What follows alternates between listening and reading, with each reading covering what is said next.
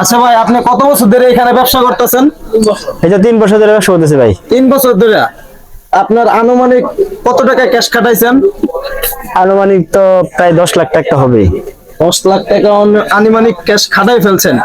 আপনি এখন কি লসে আছেন না লাভবান আছেন? ভাই লসে আছে, বর্তমান লসে আছেন। লসে আছে, কিস্তি মিস্তি আইন না, কিস্তি দিবার পারি না। আচ্ছা, আপনাদের এখানে বাকির সংখ্যা কিরকম? বাকি সংখ্যা ভাই বেশি। আচ্ছা, এটা আপনাদেরকে আমরা না কম বেশি সব ইউটিউবাররা এবং কি আমাদের সাংবাদিক ভাইরা এবং কি অনেক জনেই আপনাদেরকে সতর্ক করছে যে বাকি বাকি জিনিসটা কম দিবেন, বলছে না সবাই? বলছে তো, তারপরে ভাই কি করবো, এই জায়গায় চলতে গেলে বাকি দিতেই হবে।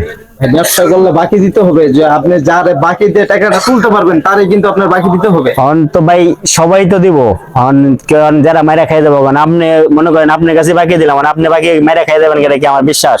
না, তা ঠিক আছে, কিন্তু আপনি তারপরেও বাকি করলে ব্যবসা ব্যবসা করলে বাকি দিতে হবে, এটা ঠিক, কিন্তু লিমিট মতন দিতে হবে।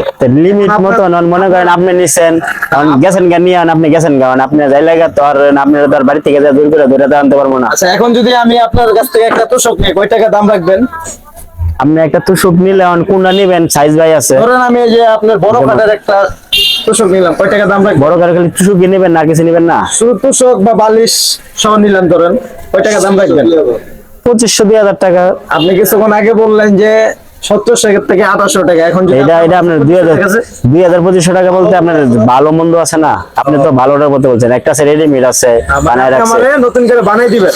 বানায় দিব না, আপনি ভালো বানানো আছে আমার কাছে, ভালো বানানো আছে একটা রেডিমেড। আপনি তো এই দেখতে বলতে কম বেশি অনেক টাকার মালই আছে, তাই না? অনেক বেশি, অনেক টাকার মাল তাহলে আছে। তো আপনি একটা মাহাজনী হিসেবে। জি, একটা মাল।